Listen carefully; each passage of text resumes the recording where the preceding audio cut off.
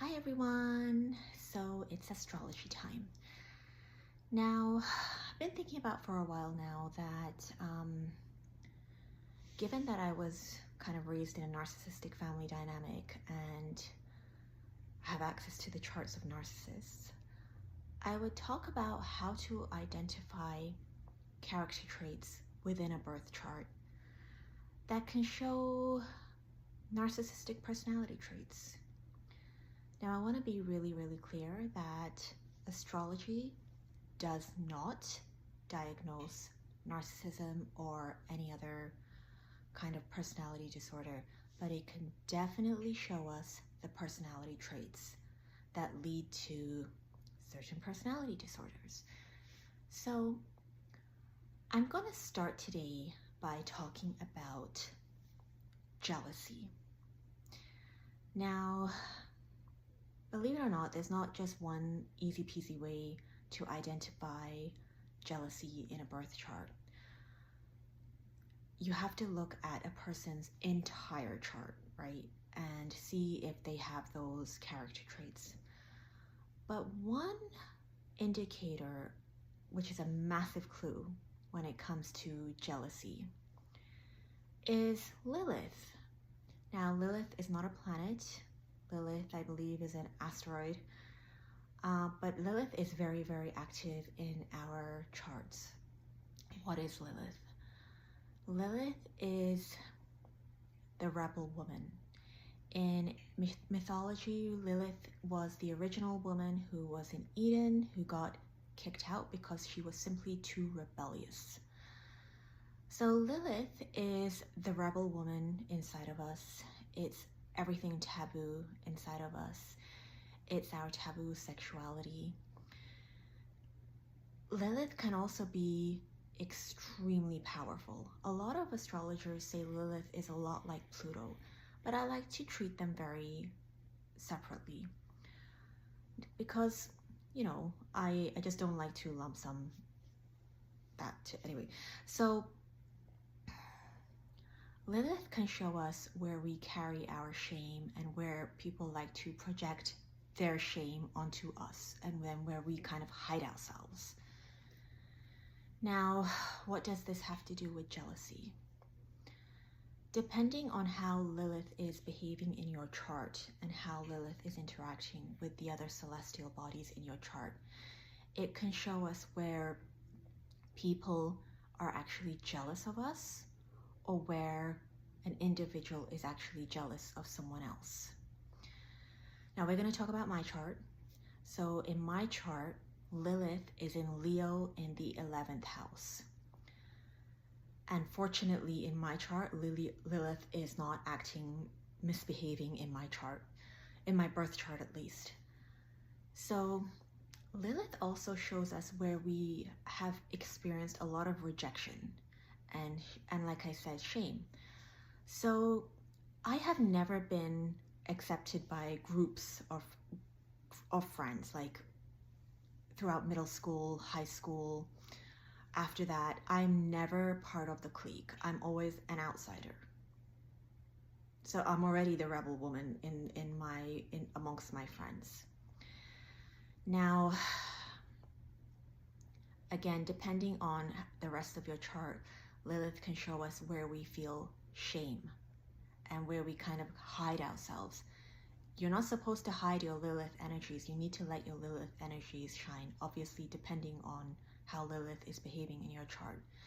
So I went through so many friendships where I kept myself very small, and the power dynamic was like, my friend was here, I was here, and I'm just serving.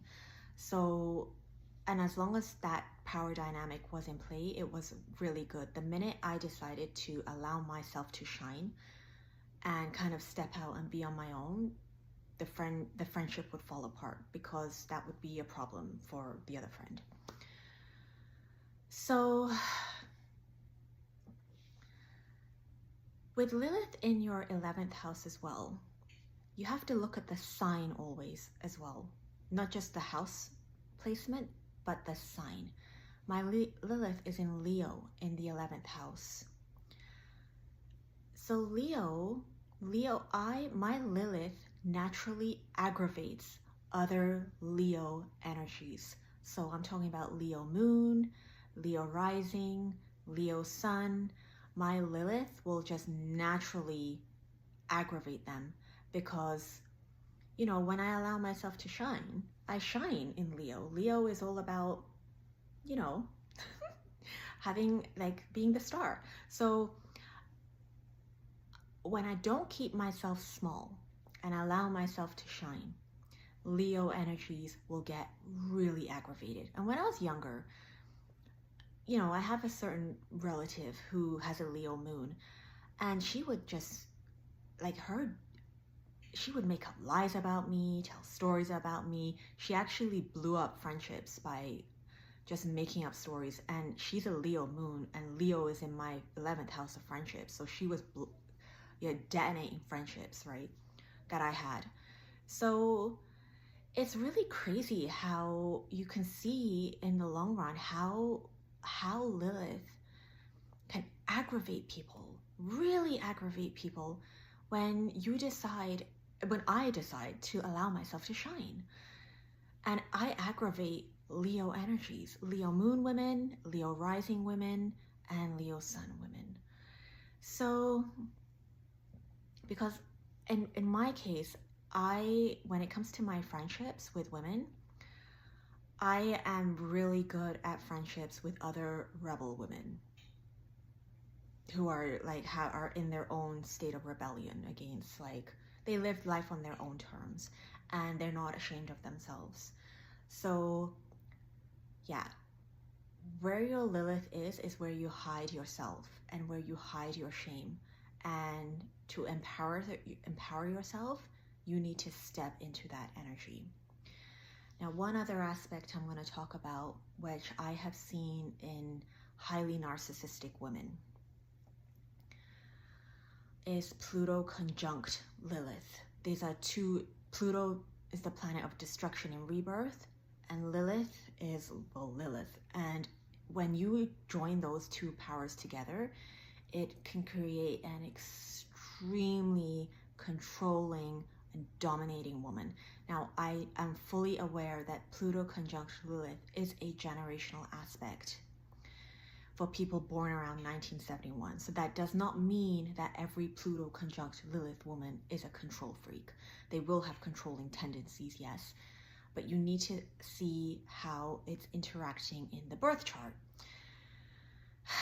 So when Pluto conjunct Lilith is in an opposition to Venus, this is like power and control on steroids. So always look at Lilith in the birth chart.